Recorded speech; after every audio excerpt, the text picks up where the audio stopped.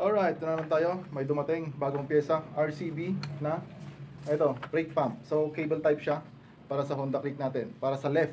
Okay? Brake pump, cable type ng ating Honda Click. Ayan, kung makikita nyo dito sa bandang right, nagpalit na tayo ng brake pump. Okay? Naka-RCB na siya. E-series na RCB. Ayan. Pero dito sa kabila stock pa rin. Ito dito sa bandang left pag nakasakay ka. Ayan, ito yung combi brake niya. Wala na. Hindi na siya gumagana. Kasi dito sa RCB wala siyang kabitan ng combi brake. Ayan. So goodbye combi brake na. Ngayon papalitan naman natin itong isa kasi kinulang tayo ng budget nung nakaraan. Ayan, hindi sabay yung pyesa natin na nabili. Ito naman RCB.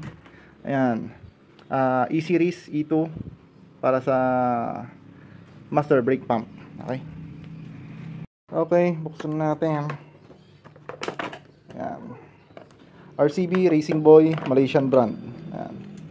So wala siyang, kita nyo naman, wala siyang park brake, wala siyang park brake. Ayan, goodbye combi brake, goodbye park brake. Ayan, tiis ganda. Tanggalin muna natin. Okay, dapat may access kayo dito. Tanggalin nyo itong buong head cover, paluwagan nyo itong panel, kuha kayo ng 8mm. Ayan,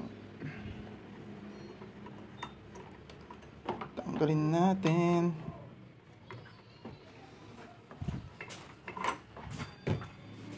Yan.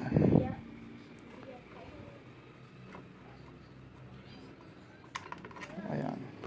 Tanggal. So ito yung stock natin. Ayan, nakakabit pa yung side mirror. Kung makikita nyo, meron siyang parang nakausbong dito na maliit. Pero dito sa RCB wala. So ang gagawin natin, ito ang gagamitin natin. Stay natin itong stock.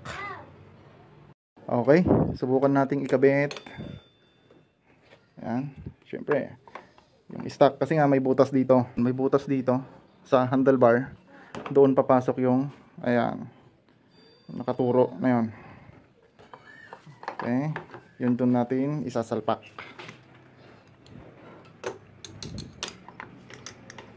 Okay, yun, pumasok din.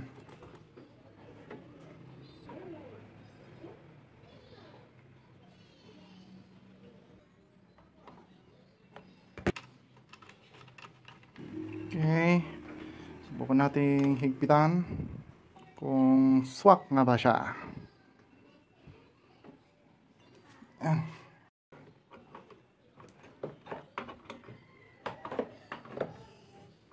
So yun, naikabitan natin. Next na gagawin natin, ililipat natin yung itong mga parts, yung wire, yung cable, ilipat natin dito. Tignan natin kung magpa-function siya ng maayos. Tanggalin natin yung mga screw. Yan yung nut dito sa bandang stock. Ayan. Paano ba tanggalin yung kable? Ito yung kable. Yun. Paluwagan muna natin yung sa rear. Ayan, pag napaluwagan na yung adjacent dun sa bandang rear, pwede na nating baklasin. Ito. Mahirap talaga pumasok. Kaya buo nating babaklasin, buong babaklasin.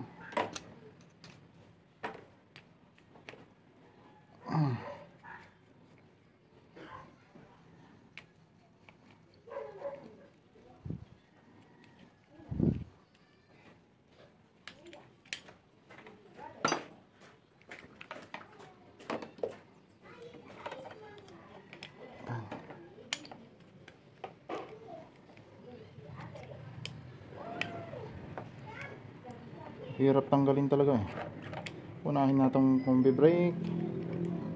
Yan. Access na tayo. Ayun. Yan. Tapos ilalagay natin dito. Okay.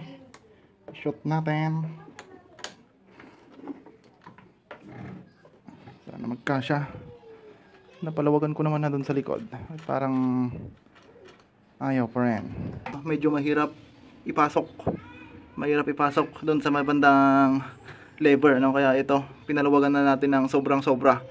Mas maganda tanggalin nyo na yan para ibalik nyo na lang pag naipasok yung sa bandang lever dun sa may brake pump. Okay, subukan natin. Yun, pumasok. Medyo mahirap yung paglagay dito. Kailangan mong hilain talaga. Hilain. Mas maganda tanggalin nyo yung nasa yung adjacent dun sa may rear brake. Ayan. Isa pang nakita ko na magkaiba dito.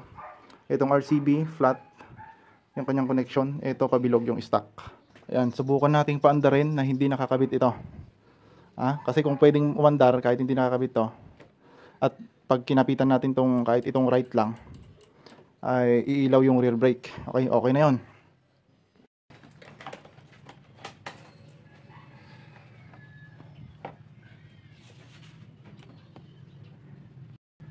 Kapitan natin dito sa right. Start. So yun, umaandar naman kahit hindi naka-connect ito. So pwede nating paandarin yung ating scooter dito sa bandang right, dun sa may brake master. Ayan, ito. Kasi ito, pagkapitan mo, walang connection eh. Wala, hindi rin iilaw yung sa brake light sa likod. Dito lang talaga. Ayun, sa mga gusto palang gumamit ng ito, RCB na E-Series para sa kanilang Honda Click, maraming downside. Maraming downside. Marami kang isasakripisyo. Ayan, check natin kung ano yung mga yon. Ito, unang-unang mawawala.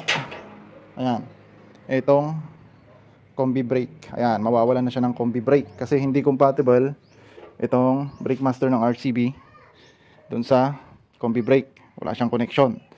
Then, pangalawa, mawawalan siya ng ito, yung park brake. Ayan, so wala na siyang park brake. Pag nag-park ka ng daos-dos, palusong, ayan, hindi pwede na nakaharap. And pangatlo, ito, tukado.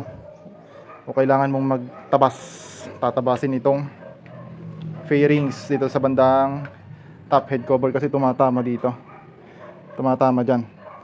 Ayan, kaya doon sa mga gustong gumamit ng RCB E-Series, na set ng brake pump, brake master, caliper para sa kanilang Honda Click. Ayan, RCB. Isa lang masasabi ko, tiis ganda lang yan, tiis ganda. Kasi maraming masasacrifice na safety features.